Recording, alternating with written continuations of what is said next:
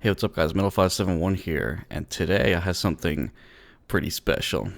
This is the world's finest dynamic headphone. This is the Sennheiser HD800, the kind of headphone you look on Amazon and pretty much say, if only I had one of those. If only these headphones I have sound as good as those. But here it is.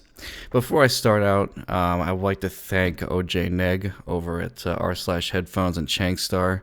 This is his pair. It is partially anaxylus modded, so what I'm talking about here may have ever so slightly less ringing at 6K. I'll get to this later, but that's just to preface this a bit. Okay, so this is going to be pretty easy. Build quality. Immaculate. I mean, like, there's nothing else you really can say about it. This thing is impossible to improve on in workmanship, pretty much. Each Sennheiser HD800 is hand-assembled in Germany individually and very carefully. They're not even sold under the same type of distribution as their other products, for good reason. And that is why this headphone, or part of the reason why this headphone retails for $1,500. Now, so the build quality is fantastic. No problems there. You get a very high quality cord here. Length's probably around 10 feet. Again, you can look up the exact length. And part of the quality here is the end of the cord. That is by far the beefiest quarter-inch ending I've ever seen. I don't think anything is going to destroy this. If a nuclear attack were to happen, this quarter-inch ending would survive. So we're totally good on the hardware side of things. Just amazing. They even went as far as putting Alcantara as the padding here and on the inside of the ear cups. Comfort is ridiculous. Like, this is just miles above comfort that I've had from pretty much anything else before. And the biggest reason for that is these are enormous freaking ear cups, like huge. You can see how much space is in there. It's crazy. And because of that, I actually find myself with these headphones, like when I put them on and I wear them for an extended period, they pretty much disappear, but you don't really truly grasp how comfortable these really are until you wear these for an extended period and then you suddenly switch to anything else. Immediately, you actually notice the headphone, and that's just never the case with these. It's incredible. And one thing I always wondered about this headphone that I never found out from a review is how it adjusts. The headband actually adjusts like this. These sides pull down like that. I actually wear it at maximum adjustment, and it fits quite well. No problems there. Like I said, unbelievably comfortable, and plenty of adjustment. Tons of room inside the ear cup. You can really move your ear around quite a bit. So that brings me to the sound. Everyone wants to know what the HD800 really sounds like. So here we go. So let's talk about the bass first. The bass is easily the best I've heard off of a dynamic headphone. I'll be reviewing potentially headphones that are not dynamic headphones in the near future. So I can say, without a doubt, though, by far the best bass for a dynamic headphone. It extends much deeper than you'd expect from any open-back dynamic, by far. It goes really deep, it's velvety smooth, maybe just the slightest bit of a mid-bass bump, probably not very much, really, but it's spectacularly detailed, velvety, and quite nice.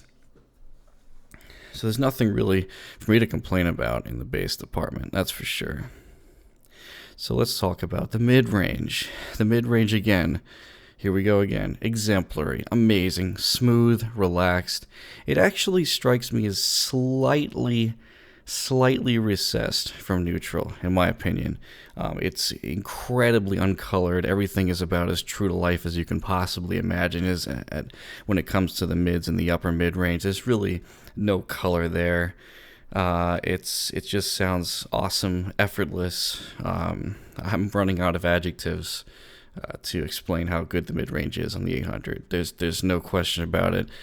One of the best mids I've ever heard, although ever so slightly recessed, but never. It works with every genre in the mids, no question. All right, here is where the debate begins.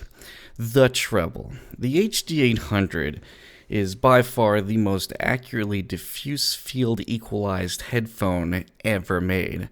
What does that mean? That means that it is trying to emulate the response that you would get if you take speakers and position a microphone such that it picks up the response from speakers completely from the echo of a completely echoic room. That is called the diffuse field response.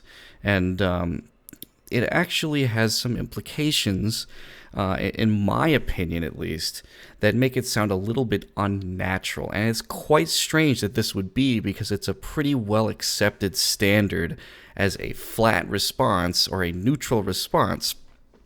So basically, Sennheiser started all over and kind of scratched the HD 600 and 650 sound and said, we're going to go absolutely by the book on this one. And that's exactly what they did. They perfectly calibrated a diffuse field in their own room, and they equalized the headphone response to match it. For those who are still confused about what I'm talking about, the sound from a headphone needs to be equalized, and it cannot be completely flat, and needs to have a bump in the upper mid-range and actually to sound natural, as the sound wave when it reaches your ear from a speaker in a room is different from how you would need to equalize a headphone to match that kind of a response from a speaker in a room, because the headphone is in much closer proximity. It simply is it's an engineering and a physics and an audio science kind of a thing. So these headphones have a very DF sound to them. Again, what does that mean? I still haven't answered that question, have I? In the case of the 800, the treble is easily the most extended, I've also heard. The fastest, and that also applies to the mids and the bass, super fast. This is like the fastest headphone probably in existence that's a dynamic driver.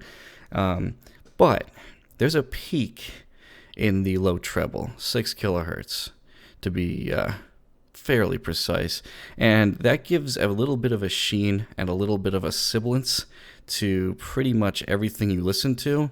You're going to either love it, you're going to absolutely hate it, or you're probably going to find a way to remove it from some kind of amplification, or you're going to try to do the ANAX mod, which reduces ringing at that frequency and a little bit of energy at that frequency to try to tame it a bit. In my opinion, the 800 is only flawed by that, and it's the only thing I'd really change about its sound. That peak at 6K is actually, for me, it's a deal breaker. If I was to spend $1,500 on this headphone, I don't want any kind of sibilance making its way into this stuff. I don't want it to sound dark. I just don't want that sibilance peak to be in there. And what Sennheiser has done is they've equalized the headphone to a true diffuse field response. I did some debating over at r/headphones. Some people said that maybe the treble is actually too hot, and maybe they did mess up and it really isn't quite the response. Maybe the HD 600 actually is a diffuse field response headphone. For those who don't know, there's really no spike there on the 600 at all. It pretty much goes up in the upper mids on the uncompensated response, comes back down, and then just keeps going. For the 800, it kind of goes, and then there's an upper mid spike, and then it just keeps going like at a higher level, at a higher energy through the treble. And to your ear, that's kind of perceived as a little bit sibilant, like actually quite sibilant compared to a lot of headphones, especially more relaxed, darker ones like the 650 that was their previous flagship. And so it's a very debatable thing. Some people may be able to deal with it, some people maybe even like it, but For me, I still find it as it detracts from realism quite a bit. The headphones sounds overly clinical, extra analytical, and actually a little bit more sibilant than it really should if it was to sound natural, in my opinion. And it's really disappointing because the headphone gets so many other things. It's just so right.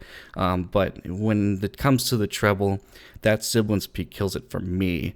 But with certain pairings, I've only tried this guy pretty much. I actually tried it out of my phone, and I tried it out of my Magnitude Modi 1 stack. And I don't know, the sibilance peak is always going to be there. I assume that if you plug into some OTL tube amps and a bunch of other kind of equipment, you'll probably be able to soften the treble a little bit and tame it a little to make it sound a little bit more agreeable. I haven't tried that myself, so I can't comment on that, but I will say the way the headphone is out of solid-state amplification, at least fairly neutral solid-state amplification, is sibilant. That is the way the headphone is. And in order, you're going to have to actually change that, like actively try to change that, and that's to change its natural sound if you want to like it. If you don't like it out of the solid-state amp as it is. That is my opinion. That's what I think about the treble. I think it's a very, very capable, it is the most technically capable dynamic headphone in history, but it is certainly equalized in such a way that I actually disagree with the way they've equalized it from a natural sound point of view. That's what I think about the treble. Okay, that was a lot to talk about. Now let's take a slightly less negative approach and talk about the Soundstage. Oh my god, the Soundstage on this headphone is unbelievable. Definitely the best I've heard. Everyone says it sounds more like speakers in a room. I'm sorry, but it still sounds like headphones. But really, I have to give it to Sennheiser. This Soundstage is amazing. Like, it has the width of my K701 with better imaging qualities than the DT880 I had. So think about those two combined. A wide presentation that doesn't really sound far away and also has pinpoint locations for instruments. It just takes tracks, tears them apart, delivers it to you in a very wide and very precise way, and delivers it to you with utmost clarity all at the same time. That's what people pay so much for, and it's why it's one of the most important, probably, headphones that's ever been released in the history of headphones. So Sennheiser got a lot of things right with the HD800. Its sound signature isn't for me personally. I also haven't tried to tame it with tubes, and I think a lot of people do that, and they can have wonderful, wonderful results from that. But for me, for my setup and solid state, it's just not the kind of headphone I'm looking for. It's very flat from a diffuse field perspective. And that is the way the HD800 is. So I hope that helps you before you burn $1,500 on this headphone. I really recommend, no matter if you're thinking about buying it from watching a review, from research, I'm sorry, but everything kind of pales in comparison to actually hearing it. So I would try to hear this headphone in person before buying it. I think that's just a smart thing to do. It doesn't matter which top of the line headphone you're really looking for. I would definitely demo it before you buy something like this. Thanks, guys. Hope this helps out. If you have any questions, leave them in the comments. Leave a like if you thought this was a helpful video. Let me know if I can improve further. And thanks so much for watching. Take care.